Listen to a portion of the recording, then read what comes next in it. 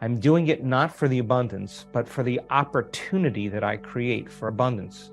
And so then tune into that potential on a daily basis. So many people say they want money, but what they really want is... I'm your host, Dr. Joe Dispenza. Let's begin. Hi, Dr. Joe. Being a human who was previously addicted to both stimulants and opioids, I want to know if you believe it's possible to create the same chemicals that those pills produce through meditation. I want to change my state of being on a permanent level and help cure the opioid epidemic. Thank you. Wow. Okay, let's see how I can answer this. We have endogenous opiates that the brain actually releases. We have those receptors in the brain because those receptors are there because the brain can manufacture those chemicals naturally. The problem is that a lot of people, when they're experiencing pain or physical pain or even emotional pain, when they're experiencing pain like that and they take an opioid, the opioid literally shuts down the survival centers in the brain. And so the moment you notice a change in your internal state, your brain kind of pays attention to what you did to cause that. And we begin to become more dependent, more reliant on something outside of us.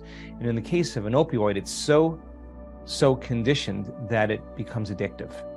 And so when you take an opioid that's outside of the body's normal range, or you consistently take an opioid on a regular basis or take more, you're flooding the nervous system with a lot of chemistry. And what happens is the opioids fit right into the brain's receptor sites, like fitting into parking spaces. But if there's more of those chemicals than there are parking spaces, it's overwhelming to the brain. So the receptors begin to close down. They can't handle the volume. It's too much for the receptors. So now you need a little bit more the next time to turn them on. And so in time, the nervous system actually regulates and creates more receptor sites for those opioids, and behind every one of these type of addictions, there's some emotional addiction or emotion that a person is conditioned to that they're trying to change, that they're trying to make go away. They've just become so reliant on something outside of them to do it that they've hijacked their opiate receptors to such a high degree that they need more and more each time. And so the regulation of the nervous system now is causing cravings on the body, informing the brain that it needs it. And so that's what drives the person to actually consume more of it. So resetting the baseline by changing cellular physiology is an interest that we have in our studies. From a theoretical point of view, it's entirely possible to downregulate a lot of those receptors and begin to create more balance on a cellular level. The challenge is that period where the body is craving the chemicals, that discomfort is the body which has become the mind, and that's the challenge, because a lot of people reach that point where they're so dependent on something outside of them that they can't handle that pain or discomfort. And the contrast that's created from the pleasure of the opioid compared to not having it becomes the real challenge for the person. It makes sense, though, if the person changed their lifestyle. And they, as an example, I'll use this example because everybody can relate with it. When you exercise and you push yourself past the point where you typically normally stop, and whether you're doing interval training or whether you're doing sprinting or whether you're doing marathon or whether you're doing explosive exercise, whatever it is that you're doing, then you're pushing your body past that point and you're going into the pain, and you're stretching your body outside of its comfort zone. The side effect of that is you begin to produce those same opiates endogenously in your body, and you have a euphoria, and it creates a sense of peace or a sense of calm, and at the same time you feel more relaxed and more awake. And so our interests are to see then if we can produce those same effects through meditation, through some of the studies that we're doing, and so much of our data shows that there's so many metabolites that are upregulated in a healthy way in 7 days during our week-long event, that we are going to start looking at some more specific chemicals that are related to either neurotransmitters or endogenous opiates and other metabolites in addition to the pineal derivatives, some of the things that we're interested in. So from a theoretical standpoint, yes, as the person overcomes the emotion, they become less dependent on something outside of them. When the person has something to do, to think differently, to act differently, to feel differently, to change their state of being, I think there's a healthy normalization, healthy regulation back to balance and order. That doesn't mean that it isn't going to be easy. It just means that it's possible. My question. I am working on attracting abundance, but I'm having some problems with the daily situations. I can hold the abundance state of being until I confront the reality I'm attracting with my current reality. Example, a friend asked me, would you like to go to the beach this weekend? In the reality I am creating, my being is full of abundance, so I would say yes. But deep inside me, I know I don't have the budget. This kind of situations frustrates me, and I experience a big disappointment, since I don't know how to make these two realities coexist while I become abundant. Can you help me? Yes, Viola, thank you so much for your question. I really appreciate it. I think this is the river of change that we all have to experience. I have worked on things in my adult life for sometimes years on end. Whether I was interested in a mystical experience or a very specific event in my life or a change in my life, I worked regularly on a daily basis. And in the time when I was going from the old self to the new self, I think that was the greatest time for me of personal change.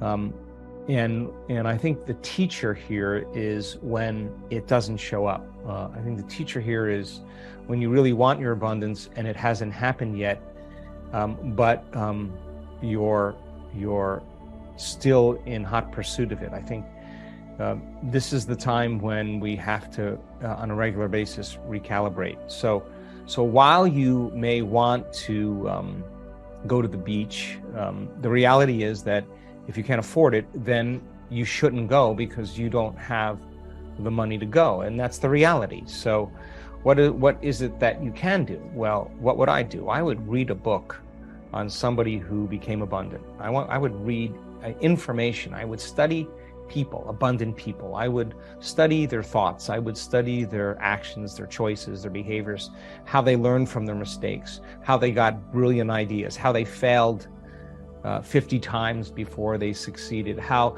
they went bankrupt, how they lost everything, how they were betrayed, how they were manipulated, and yet they kept holding on to that vision.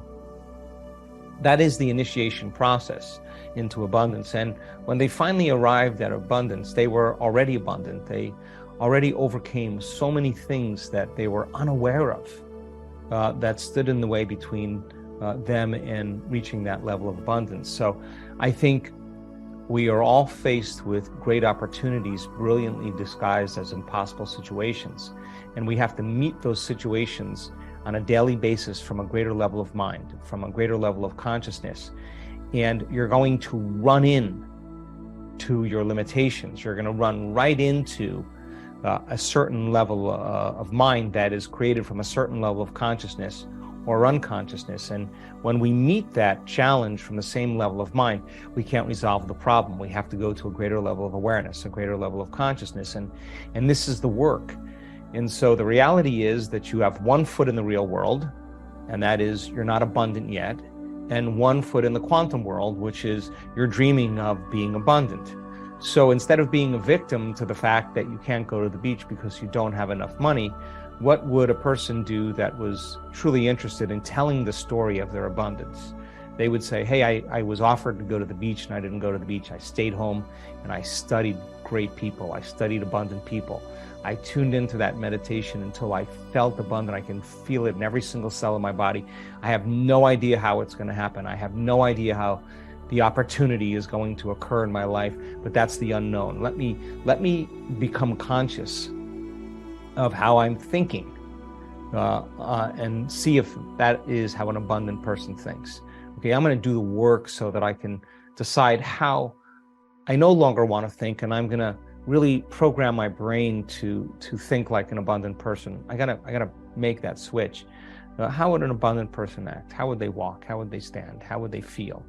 How would they not act? How would they not feel? Okay, I'm not there yet, so there must be some aspect of me that I'm unconscious to that I have to become conscious to, and I have to become so conscious of those states of mind and body that I don't go unconscious in my day. And there is going to be a period, a void of lack, that where nothing has happened. I'm going to have to stop looking for my abundance, because the moment I'm looking for it, I'm back to the old personality. The new personality is too busy being it. So does that mean that you spend the money that you don't have? No, that's not practical. It means that you keep working on it. You keep practicing it. So many people that have healed themselves of health conditions actually got worse before they got better. What does that tell you? That you're going to have to really fully be willing to be challenged to see any blind spot that you have that you're unaware of, and to adapt and to say, one day is one lifetime. If I could make it through the entire day in this way, then it would be a victory for me. And if I can do that 3 days in a row, that's a victory for me. And why am I doing this? I'm doing it not for the abundance, but for the opportunity that I create for abundance. And so then tune into that potential on a daily basis. So many people say they want money, but what they really want is opportunity. What they really want is something else. So get really clear on why you want to be abundant. Do you want to be able to give? To be able to feel free? To have more than you need? To help your family? What is it? What is the intention, the sponsoring thought behind it? And work on that as well too. Work on feeling that as well too. But it's so important for us to realize that this is an experiment. And the experiment is that nothing changes in our life till we change. And when we change, life changes. That's the experiment. So if my life isn't changing, then I haven't changed enough. It's not like it didn't work. We can't say that at this point. It's something about me that I have to change in order for it to work. That's what many of the people that had spontaneous remissions from diseases that I met backstage, that's what they said. They said, I noticed that when I was feeling love, the more I felt it, the more I changed and felt that feeling, the more I healed. So they weren't doing their meditations to heal. They were doing their meditations to change. And I want you to do the meditation on a regular basis to change. I talked to those people that had done their meditations 3 times in one day, and they did it 3 times in one day, not to heal. They did it 3 times in one day to move, because they started doubting again, and they had to change and start believing again. So they had to do their meditation to believe in that future again and to change their state of being. So I think it's so important to understand that the overcoming process is the becoming process. When you finally become abundant, you will already feel like you are. That is the moment when some unusual event occurs in our life, when we're no longer identifying with not being abundant. We're identifying with something completely different. So one foot in the real world, and that is the reality that's in front of you is the reality that you're facing. Let's be practical. Let's be real. And one foot in the quantum world. That dream's got to stay alive in your mind, and you got to keep cleaning house. You got to keep changing. You got to keep staying conscious. You got to keep remembering and stop forgetting. That is the process of true change and transformation. So if abundance is the thing that you want, that you think would bring you the greatest joy, then that should be the reason that you get up in the morning. For the person who wants a healing, that is the reason why they're getting up in the morning. But everybody really is getting up for the same reason, and that is to become whole. And I think that when we start realizing that and we work on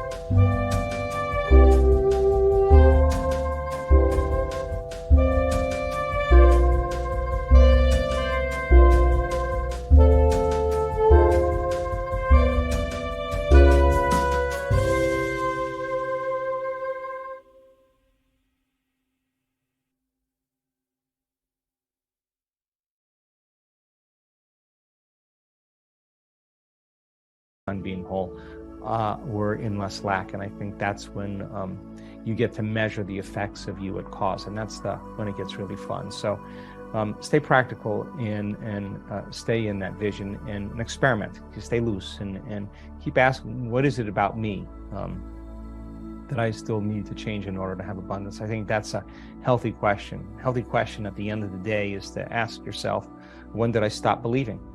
And if I stopped believing, what did I do about it? Did I continue to disbelieve, or did I stop and change that belief and change my state of being. And it's everybody does it. I do it on a regular basis, and it's healthy for us to do that. And our environment is the very challenge that we have to overcome. And no species actually evolves in nature without a little adversity, and it's the adversity that causes us to see a new possibility, to think differently, to make a different choice, to do a different thing, to create a new experience, and to feel the emotion, the chemical signature from that experience, literally to begin to change our biology, to instruct new genes. And so we have to be challenged in our environment, and I think the greater we become, the greater our challenges are in our life as well. So take it on as a challenge, see it as a challenge, and on a regular basis, do that kind of inventory and work on going from the old self to the new self, and